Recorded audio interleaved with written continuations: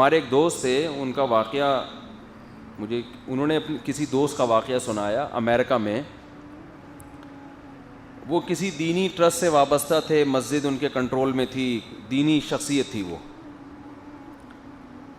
انہوں نے کوئی رشتہ چاہیے تھا کہیں, پتہ چلا جی بڑے اچھے خاندان کی خاتون ہے, بہرحال شادی ہو گئی دونوں کی, ہنسی خوشی زندگی شروع ہو گئی.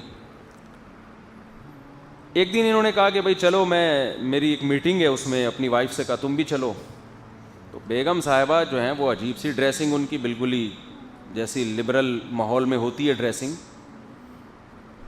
سلیو لیس کپڑے پہننا اور اس طرح کے ڈریسنگ, میک اپ کر کے جانے لگی. انہوں نے کہا بھائی یہ کیا ہے؟ یہ تو ایک دینی محفل ہے, اس میں خواتین آئیں گی, وہ بھی پردے میں ہوں گی, تو تم میری وائف ہو, لوگ کیا بولیں گے بھائی یہ تو دینی ٹرسٹ چلا رہا ہے, مسجد چلا رہا ہے, اور یہ اس کی بیگم ایسی. تو اس نے اپنی بیگم سے کہا کہ نہیں, آپ مکمل اسکارف لیں گی, کورڈ ہوں گی. بیگم صاحبہ نے کہا یہ نہیں ہوگا. اس کو اتنا مشکل لگ رہا ہے یہ کام, بھائی یہ کیسے یار, میں نے زندگی میں کبھی یہ ڈریس نہیں پہنا, اب میں کیسے؟ انہوں نے کہا مجھے پتا ہے آپ نے نہیں پہنا, لیکن آج پہن لو. میں انتہائی مختصر کر کے یہ واقعہ سنا رہا ہوں, نتیجہ یہ نکلا کہ طلاق ہو گئی دونوں کے درمیان. وہ برقع پہننے پر آمادہ نہیں ہوئی, گھر اجڑ گیا.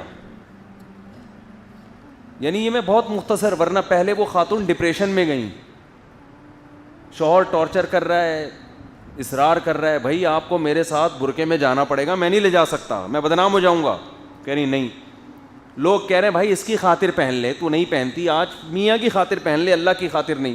نہیں, اتنا آپس میں اختلاف ہوا ہے کہ خاتون ڈپریشن کی گولیاں کھانے لگی, اسٹریس. ابے بھائی کتنا آسان مسئلہ ہے, کر لو یار, پہن لو, گھر آ کے اتار دینا, اپنی شادیوں میں جانے سے پہلے اتار لینا, وہ اسکارف نہ لینا. یہ دینی محفل نہ جی. تو وجہ کیا ہے کہ وہ جس ماحول میں پلی بڑی وہ بچی, وہ لڑکی بڑی ہو کر شادی ہو گئی, وہ اس کو کھوپڑی میں یہ چیز بیٹھ ہی نہیں رہی ہے. آپ یہ واقعہ سن کے حیران ہوں گے کہ یار ایسا بھی ہوتا ہے, اس سے بھی زیادہ ہوتا ہے. میرے پاس واقعات بہت ہیں, اس سے بھی زیادہ ہوتا ہے. تو اس سے ہمیں سبق ملتا ہے کہ جو اپنے مائنڈ کو چینج نہ کرنا چاہے نا, کلچر کو خدا بنا لے, اس کے واقعی کھوپڑی میں بات نہیں آتی. وہ خاتون مسلمان بھی اس لیے کہ جتنا کلچر سے اسلام ملا ہے اتنا اسلام ان کو قبول ہے. بھائی وہ جس گھر میں پیدا ہوئی وہاں کا کلچر تھا, ہم مسلم ہیں, رمضان کے کبھی کبھار روزے رکھ لیتے ہیں, یہ کلچر کا حصہ ہے. شادی مسلمانوں میں کرنی ہے, عیسائی ہندو میں نہیں کرنی, تو کلچر کا حصہ ہے. داڑھی بھی قابل قبول تھی ان کے لیے, میاں کی داڑھی تھی, یہ بھی حصہ ہے. پردہ کلچر میں نہیں تھا, بھائی طلاق ہو گئی مگر وہ پردہ کرنے کے لیے ایگری نہیں ہوئی. ایک اور واقعہ, ہمارے دوست تھے, ان کی کہیں شادی ہوئی, طلاق ہو گئی نا, دیندار تھے وہ, نہیں بنی, دوبارہ وہ کر نہیں رہے تھے کہ اتنا, انہوں نے کہا میں اتنا بدنام ہو گیا ہوں, کیونکہ وہ جو آدمی دیندار ہوتا ہے نا, نمازی پرہیزگار, اس پہ انگلیاں زیادہ اٹھتی ہیں کہ ایک بیوی کو تو پال نہیں سکا اور نصیحتیں کرتا پھرتا ہے لوگوں کو. اب لوگوں کو کیا پتہ غلطی کس کی تھی, اس کی تھی یا ان کی تھی, یہ چیزیں سمجھانا لوگوں کو بڑا مشکل ہوتا ہے.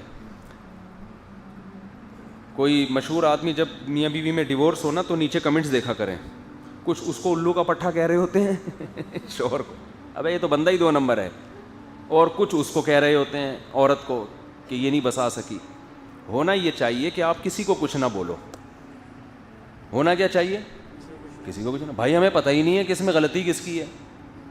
بعض لوگ کہتے ہیں ہمیں تو پتہ ہے اس کی بیوی کا بیان ہم نے سنا ہے. تو بھائی جس کو طلاق ہوگی وہ کیا اچھے بیانات دے گی؟ وہ تو الٹی ہی باتیں کرے گی.